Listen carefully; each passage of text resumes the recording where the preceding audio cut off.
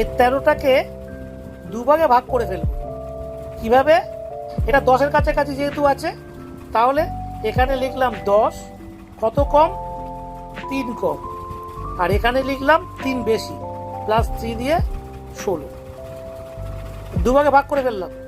এইবারে এই 10 আর এই 16 গুণ করব। গুণ করে কত হলো? 10 আর 16 গুণ করলে 10 গুণ 16, এই গুণটা করলে কত হচ্ছে? এটা অ্যাকচুয়ালি 160। তার সাথে দিনের স্কোয়ার যোগ করব, তাহলে কত হলো? 160 যোগ 3 থেকে 9, তাহলে হয়ে গেল কত? 169। তার মানে এখানে উত্তরটা আসলো কত? 13 স্কোয়ার সমান 169।